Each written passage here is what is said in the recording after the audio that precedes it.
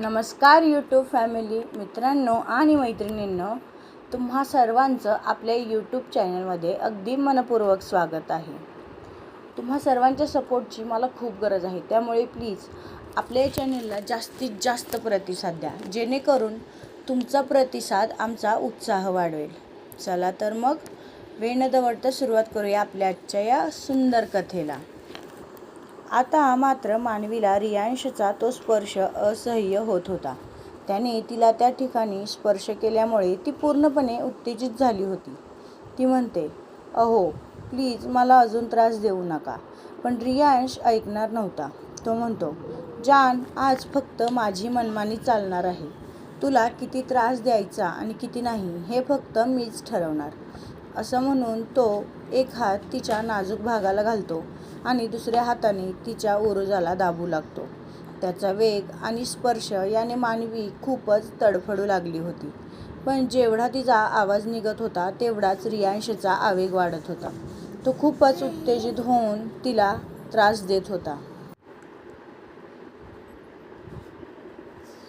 काही वेळाने रियांश स्वतःवरचा कंट्रोल गमावतो आणि मानवीच्या त्या नाजूक भागात स्वतःला सामावून देतो आणि जोरजोरात मागे पुढे होऊ लागतो.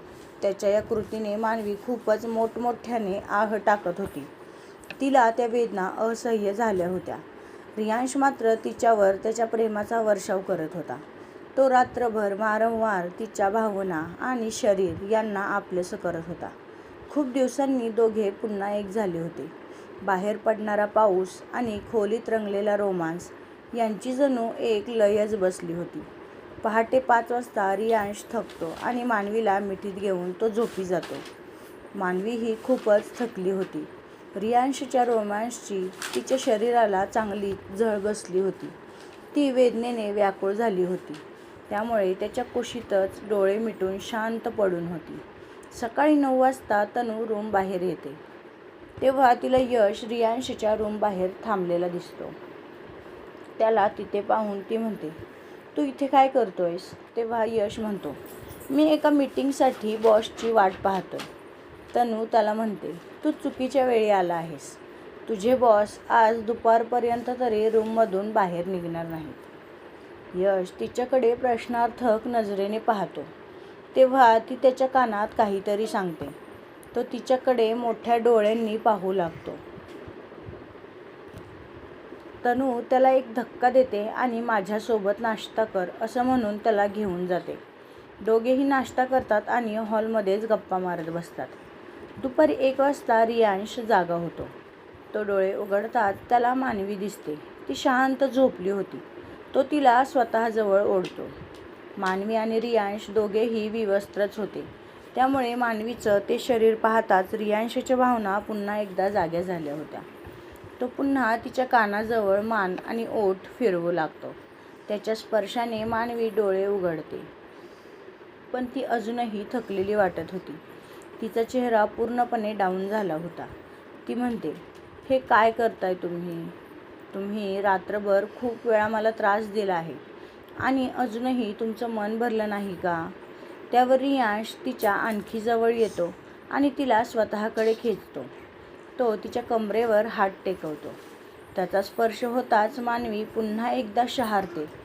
तो तिच्या कानापाशी कुजबुजतो, जान, यात माझी काय चूक आहे? तुझ्यासारखी एवढी सुंदर सेक्सी बायको असताना मी स्वतःवर कंट्रोल कसा करणार? असं म्हणून तो तिच्या मऊ गुलाबी ओठांवर पुन्हा ओठ टेकवतो आणि त्याचा आस्वाद घेऊ लागतो.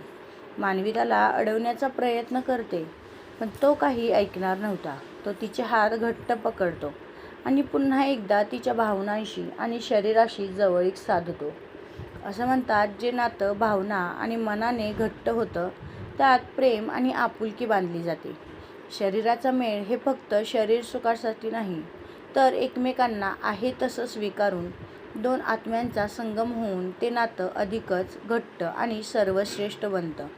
म्हणूनच तर नवरा बायकोचं नातं हे सर्व नात्यांमध्ये अधिक मजबूत समजलं जातं. साधारण 2-3 तास रियांशने मानवीला त्रास दिला होता. आता मात्र मानवी पूर्णपणे थकली होती आणि रियांशची एनर्जी काही केल्या कमी होतच नव्हती. त्याची एनर्जी मात्र वाढतच होती. इतका त्रास देऊनही त्याला मानवीला सोडायची इच्छा होत नव्हती, कारण त्याचं प्रेम अधिकच वाढलं होतं. न राहून मानवीच्या डोळ्यातून अश्रू वाहत होते. ते पाहताच तो थांबतो आणि स्वतःला शांत करतो, कारण त्याला मानवीला वेदनेत पाहणं अजिबात मंजूर नव्हतं. तो तिच्यावरून खाली उतरतो आणि प्रेमाने तिच्या कपाळावर चुंबन घेतो. तो म्हणतो, "सॉरी जान, मी तुला खूपच त्रास दिला ना. खरंच सॉरी. पण मला तुझ्यापासून लांब राहणं दिवसेंदिवस कठीण होतंय का कोणास ठाऊक. पण आता तू नजरेसमोरून दूर गेलीस तरी एक वेगळीच बेचैनी होते. मन अस्वस्थ होतं आणि तुला गमावण्याची भीती मनात दाटते. पण जर तू माझ्यापासून दूर झाली तर मी जगू शकणार नाही." त्याचं हे बोलणं ऐकून मानवीला समजतं की तो तिच्यासाठी इन्सेक्युअर झाला आहे. ती प्रेमाने त्याच्या ओठांवर किस करते आणि म्हणते, "पण मी तर कायम तुमच्यासोबत असणार आहे. मग ही भीती आणि हे विचार कशासाठी?" एवढे बोलून ती म्हणते, "बरं ठीक आहे, आता उठा. मला शॉवर घ्यायचा आहे. माझं पूर्ण शरीर दुखत आहे." रियांश तिला हो असं म्हणून स्वतःच उठतो आणि तिला तसाच उचलून वॉशरूममध्ये जातो. मानवी त्याला थांबवण्याचा प्रयत्न करते, पण रियांश म्हणतो, "काळजी करू नको, मी अजून त्रास देणार नाही." असं म्हणून तो तिला वॉशरूममध्ये नेतो. तो मानवीला अंघोळ घालतो आणि स्वतःही तिच्यासोबत अंघोळ करून दोघेही बाथरोब घालतात. लगेचच रियांश पुन्हा मानवीला उचलतो आणि वॉशरूम बाहेर घेऊन येतो. मानवी क्लोजेटमध्ये जाऊन कपडे शोधते, पण तिथे कपडे नव्हते. तेव्हा रियांश एका नोकराला फोन करून त्या दोघांचे कपडे आणून देण्याचा आदेश देतो. काही मिनिटातच दरवाजावर टकटक होते आणि एक नोकर त्या दोघांचे कपडे रियांशकडे देऊन लगेचच निघून जातो. रियांश कपडे मानवीला देतो आणि स्वतः देखील तयार होतो. दोघेही छान तयार होऊन रूम बाहेर येतात. दोघांनाही आता चांगलीच भूक लागली होती. पायऱ्या उतरत असताना मानवीचं लक्ष एका कोपऱ्यात असणाऱ्या पिलरकडे जातं आणि ती थांबून रियांशला चालू असलेला सीन दाखवते. तो सीन पाहून रियांश आणि मानवीच्या चेहऱ्यावर हसू उमटतं. दोघेही हॉलमध्ये येतात. रियांश नोकरांना पटकन काहीतरी खाण्यासाठी बनवण्याचा आदेश देतो. काही वेळातच तनू आणि यश देखील तिथे येतात. तनू म्हणते, "जीजू, आज काही रूममधून बाहेर येण्याचा विचार नव्हता वाटतं."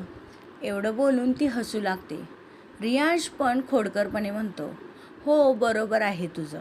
पण जर आम्ही लवकर बाहेर आलो असतो तर तुम्हा दोघांना प्रायव्हसी मिळाली असती का? तुम्हा दोघांना प्रायव्हसी मिळाली नसती ना." "काय, यश बरोबर बोलतोय ना मी?" त्याचे हे शब्द ऐकताच यश आणि तनू नजर चोरू लागतात. त्यावर मानवी म्हणते, "तनू, तुला काय वाटतं? तुझं आणि यशचं काय चाललंय हे आम्हाला समजणार नाही का?" त्यावर ते दोघेही एकमेकांकडे पाहू लागतात. मानवी म्हणते, "बरं, ते जाऊ द्या. यश, उद्याची मीटिंग फिक्स केलीस का आणि सुमितला तसं कळवलं आहेस ना?" त्यावर यश होकार देतो. त्यानंतर तनू म्हणते, "जान, मी उद्या आश्रमात परत जायचा विचार करते. आता तू एकदम ठीक आहेस, त्यामुळे मी इथे थांबण्याचा प्रश्नच येत नाही." तनू परत जाणार या विचाराने मानवी थोडी नाराज होते, पण मग तीही होकार देते. त्यानंतर सर्वजण नाश्ता करतात. मानवी तनूला घेऊन गार्डनमध्ये जाते. काही वेळ त्यांच्या गप्पा छान रंगतात. तनू मानवीला छेडत होती की ती इतका वेळ रूममध्ये काय करत होती आणि मानवी तिला टाळत होती. काही वेळ असाच निघून जातो. तनू जाणार असल्यामुळे ती रियांशला म्हणते, "जीजू, सॉरी, पण आज जान माझ्यासोबत आराम करणार आहे." रियांशची इच्छा तर नव्हती, पण तरीही तो होकार देतो. सर्वजण आपापल्या रूममध्ये जातात. दोघी मैत्रिणी छान गप्पा मारतच झोपी जातात. दुसऱ्या दिवशी सकाळी 7 वाजता मानवीला जाग येते. ती रूममध्ये येते तेव्हाच रियांश देखील जिममधून आला होता. दोघेही एक एक करून शॉवर घेतात आणि स्वतःचं आवरतात. रियांशचा चेहरा थोडासा उदास होता, पण त्याच्या या उदास असण्यामागचं कारण काय हेच मानवीला समजत नव्हतं. दोघेही नाश्ता आवरतात आणि ऑफिसमध्ये पोहोचतात. काही वेळातच सुमित, रियांश, यश मीटिंग रूममध्ये येतात. मानवी त्यांचीच वाट पाहत होती. ती जमिनीविषयी आणि प्रोजेक्टविषयी बोलते. अरविंद मेहरा हे नाव तिच्या तोंडून ऐकताच रियांश थोडा अस्वस्थ होतो. कुठे मानवीला भूतकाळ समजला आणि तिने त्यावर विश्वास ठेवला तर हीच गोष्ट त्याला वारंवार डोक्यात फिरत होती. तो म्हणतो, जान, मला वाटतं आपण हा प्रोजेक्ट दुसऱ्या जमिनीवरती करूया. कारण मलाही त्या जमिनीविषयी आता फारसं आठवत नाही आणि जर कागदपत्रांमध्ये काही प्रॉब्लेम असेल तर हा प्रोजेक्ट तिथे उभा करणं चुकीचं ठरेल. रियांशचे शब्द मानवीला विचित्र वाटत होते. तो इतक्या सहजपणे जमीन बदलण्याविषयी बोलत होता यावर तिला विश्वासच बसत नव्हता.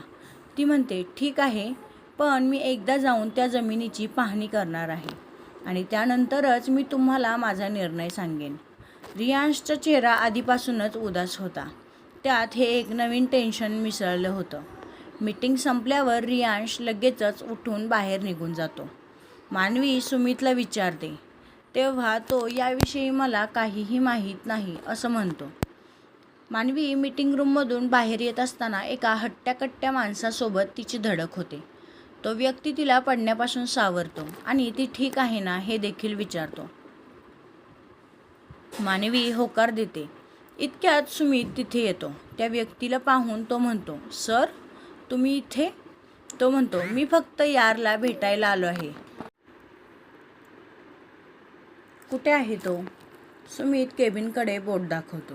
तो व्यक्ती लगेचच त्या दिशेने निघून जातो. मानवी सुमितला विचारते, कोण आहेत हे? तेव्हा सुमित म्हणतो, शमशेर. तो त्याच्याविषयी सर्व माहिती मानवीला सांगतो. काही वेळाने रियांश मानवीला केबिनमध्ये बोलावतो. मानवी आतमध्ये जाताच रियांश तिची आणि शमशेरची ओळख करून देतो. तो म्हणतो, हा माझा मित्र आहे शमशेर आणि ही माझी जान, माय वाईफ मानवी. ते दोघे एकमेकांना नमस्कार करतात. काही वेळाने शमशेर जायला निघतो. तेव्हा मानवी त्याला केबिन बाहेर अडवते आणि म्हणते, मी याआधी तुम्हाला इथे पाहिलं नाही. मग तुम्ही आज अचानक? त्यावर शमशेर म्हणतो, भाभी, मी फक्त वर्षातून एकदाच येतो, तोही आजच्या तारखेला. कारण आजच्या दिवशी रियांश आणि त्याच्या आईचा अपघात झाला होता आणि त्यात त्या मृत्यू पावल्या होत्या. त्यामुळे तो या दिवशी खूपच उदास असतो आणि म्हणूनच मी त्याला भेटायला येतो. एवढं बोलून तो तिथून निघून जातो. मानवीला रियांशच्या उदास असण्यामागचं कारण समजलं होतं. त्यामुळे ती तिच्या केबिनमध्ये जाते आणि काहीतरी विचार करू लागते. अचानक ती काहीतरी मनाशी ठरवते आणि तनूला फोन करते. ती तनूला मनीषाजींच्या केसाचं सॅम्पल घेऊन मला परत फोन कर असं म्हणते आणि फोन कट करते. तनू गोंधळते, पण तरीही ती मनीषाजींशी बोलतच त्यांचा एक केस उपसते आणि एका प्लास्टिक पिशवीमध्ये ठेवून ती बॅगमध्ये ठेवते. त्यानंतर ती मानवीला फोन करते. मानवी तिला ऑफिस शेजारी येऊन यशची वाट बघ असं म्हणते. मानवी रियांशच्या केबिनमध्ये जाते आणि बोलता बोलता त्याच्या केसाचं सॅम्पल देखील घेते. ती बाहेर येऊन तो केस यशला देते आणि जाऊन तनूला भेट, ती तुला सगळं सांगेल. तसेच याविषयी इतर कोणालाही काहीही समजता कामा नये असा आदेश देते. त्यानंतर ती पुन्हा तिच्या केबिनमध्ये जाऊन तनूला फोन करते. ती म्हणते, मी यशकडे एक सॅम्पल पाठवला आहे. ती दोन्ही सॅम्पल घेऊन तुम्ही मी पाठवलेल्या हॉस्पिटलमध्ये पोहोचा. तिथे गेल्यावर तुम्हाला पुढे काय करायचं आहे ते समजेलच असं म्हणून ती फोन कट करते. यश दिसताच तनू त्याला आवाज देते आणि दोघेही एका रिक्षाने हॉस्पिटलमध्ये पोहोचतात. मानवीने सुमितला फोन करून आधीच हॉस्पिटलमध्ये पाठवलं होतं आणि या सर्व गोष्टी शांततेत आणि गुपचूप झाल्या पाहिजेत असा आदेश देखील दिला होता. सुमित यश आणि तनूला पाहताच आवाज देतो. ते दोघेही सुमितला पाहून गोंधळतात. यश म्हणतो, तू इथे? त्यावेळी सुमित म्हणतो, तुमच्याकडे असलेले सॅम्पल द्या. दोघेही आपल्याकडचे सॅम्पल देतात. सुमित एका डॉक्टरांना ते देऊन DNA टेस्ट करण्याविषयी सांगतो. त्यानंतर तो पुन्हा यशकडे येतो आणि म्हणतो, मला मॅमने हे काम दिलं होतं. त्यांनीच मला याविषयी सर्व माहिती सांगितली होती आणि यात कोणतीही चूक होता कामा नये असं देखील बजावलं होतं. मानवी पुन्हा एकदा तिच्या विचारचक्रात गुंतली होती. साधारण 6 तास उलटले होते. मानवी खूपच चिंतेत होती. तिला रियांशचा चेहरा आणि त्यावरची उदासीनता पाहावत नव्हती. काही वेळातच रिपोर्ट मिळतात. तो घेऊन ते तिघेही डायरेक्ट ऑफिसमध्ये पोहोचतात. ते मानवीच्या केबिनमध्ये जातात. त्यांना पाहताच मानवी सर्वांना बसायला सांगते. सुमित तो रिपोर्ट मानवीला देतो. मानवी क्षणाचाही विलंब न करता पटकन फाईल उघडते आणि रिपोर्ट वाचू लागते. रिपोर्ट वाचताच ती खुर्चीवरून उठते आणि तिच्या डोळ्यातून अश्रू वाहू लागतात. ती काही पावले चालते आणि तिथेच गुडघ्यांवर बसून मोठमोठ्याने रडू लागते. तनू लगेचच मानवी शेजारी जाते आणि तिला सावरते. ती म्हणते, मनू, हा सर्व काय प्रकार आहे? तू कोणाची सॅम्पल्स ताईंशी DNA मॅच करायला पाठवले होते? आम्हालाही सांग. मानवी ते रिपोर्ट तिच्याकडे देते. ते तिघेही एक एक करून रिपोर्ट पाहतात आणि त्यांच्या पायाखालची जमीनच सरकते. तनू म्हणते, म्हणजे आश्रमातील ताई जिजूंच्या आई आहेत? मानवी म्हणते, हो. त्या मनीषाताई नाही तर माहिरा राठोड आहेत, रियांशच्या आई. हे ऐकून यश आणि सुमितला देखील खूप मोठा धक्का बसला होता. मानवी त्या तिघांना काही आदेश देते आणि पटकन तयारीला लागा असे म्हणते. तनू आश्रमाकडे निघते. सुमित काही कामासाठी बाहेर जातो तर यश देखील त्याच्या फोनवरून काही माणसांना माहिती काढण्याचे आदेश देतो. मानवी सुमितकडून शमशेरचा नंबर घेते आणि त्यांना देखील एक काम सांगते. ते देखील होकार देऊन फोन कट करतात. साधारण सायंकाळचे 7 वाजत आले होते. मानवी रियांशच्या केबिनमध्ये जाते. तो अजूनही तसाच उदास चेहरा घेऊन बसला होता. मानवी त्याच्या जवळ जाते आणि म्हणते, अहो, माझ्यासोबत चला. तुमच्यासाठी एक सरप्राईज आहे. त्यामुळे तुमचा चेहरा अगदी आनंदाने खुलेल. रियांश तिला नकार देतो, पण मानवी जबरदस्तीने त्याला घेऊन ऑफिसबाहेर येते आणि कारमध्ये बसते. कार आश्रमाच्या दिशेने धावू लागते. काही वेळातच ते आश्रमाबाहेर पोहोचतात. मानवी रियांशला उतरायला लावते. काही पावले चालताच अचानक लाईट बंद होतात आणि 2 स्पॉटलाईट सुरू होतात. त्यातील एक रियांशवर होती तर दुसरी एका स्त्रीवर, जी रियांशसमोर पाठमोरी उभी होती. रियांश मानवीला आवाज देऊ लागतो, पण काहीच प्रतिक्रिया येत नाही. त्यामुळे तो पुढे हळूहळू पुढे जाऊ लागतो. त्या स्त्रीचा चेहरा त्याला दिसत नव्हता, पण त्याच्या हृदयाची धडधड मात्र वाढली होती. तो थरथरत्या आवाजातच त्या स्त्रीला आवाज देतो, आंटी.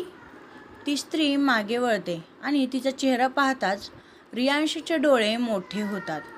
तो काही पावले मागे सरकतो. त्याच्या डोळ्यातून अश्रू वाहू लागले होते. तो कुजबुजला, हे कसं शक्य आहे? त्याच्या डोळ्यात अविश्वास आणि धक्का स्पष्ट जाणवत होता. आत्तापर्यंत दाबून ठेवलेली वेदना एकाच वेळी उसळून आली. तो रडत म्हणाला, तुम्ही मला सोडून का गेलात? तुम्ही मला सोडून गेलात असं मला सांगितलं होतं. अखेर तो स्वतःहून पुढे सरसावला. आई, असं म्हणत त्याने मनीषाजींना मिठी मारली. मनीषाजींना भलेही काही आठवत नव्हतं, पण रियांशच्या मिठीने त्यांना जणू भरून आल्यासारखं वाटत होतं. नकळत त्यांचे हात रियांशच्या केसावरून फिरू लागले आणि त्यांच्याही डोळ्यातून अश्रू ओघळू लागले. वर्षानुवर्ष साठवलेल्या वेदना अखेर बाहेर आल्या. त्या क्षणी रियांश कोणताही प्रतिष्ठित बिझनेसमन म्हणून नाही, तर एक मुलगा होता, जो अनेक वर्षांनी आपल्या आईच्या कुशीत परतला होता आणि तो त्याचं हरवलेलं जग शोधत होता. त्यांना असं पाहून सर्वांच्याच डोळ्यात अश्रू होते. काही वेळाने मनीषाजी रियांशला स्वतःपासून दूर करतात आणि त्याचं निरीक्षण करू लागतात. रियांश म्हणतो, आई, काय झालं? तुला मला पाहून आनंद झाला नाही का? तो पुढे काही बोलणार इतक्यात मानवी समोर येते आणि म्हणते, थांबा, त्यांना काहीच आठवत नाही. त्यांची स्मरणशक्ती गेली आहे. रियांश मानवीला म्हणतो, म्हणजे? जान, तुला हे सर्व कसं माहीत? आणि माझी आई जिवंत आहे हे तुला कसं समजलं? आमचं नातं आणि हीच माझी आई आहे, तिची स्मरणशक्ती, हे सर्व काय प्रकार आहे? मानवी त्याला शांत करते आणि सुरुवातीपासूनची सर्व हकीकत सांगते. तिने मनीषाजींना घरी आणल्यापासून, रमेशजींनी सांगितलेली घटना, मनीषाजींचा अपघात, त्याचबरोबर तिने आज केलेल्या टेस्टचे रिपोर्ट देखील ती रियांशला दाखवते. ती म्हणते, हेच ते रिपोर्ट आहेत ज्यामुळे मला तुमच्या दोघांचं नातं समजलं. रियांश म्हणतो, पण जर माझी आई जिवंत होती तर तिने मला शोधलं का नाही? आणि तिची स्मरणशक्ती 5 वर्षांपूर्वीच्या अपघातात गेली आहे. त्याआधी तिला मी आठवलो नाही का? तेव्हाच सुमित एक फाईल मानवीकडे देतो. ती पाहून मानवी म्हणते, कारण जेव्हा तुम्हाला तुमच्या आईच्या मृत्यूबद्दल खोटं सांगितलं गेलं होतं, तेव्हाच त्यांनाही तुमच्या मृत्यूबद्दल खोटं सांगण्यात आलं होतं. आणि जसा व्हिडिओ तुम्हाला दाखवला गेला तसाच व्हिडिओ त्यांनाही दाखवला गेला होता. एवढंच नाही तर त्यांना वेगवेगळी औषधं दिली जात होती.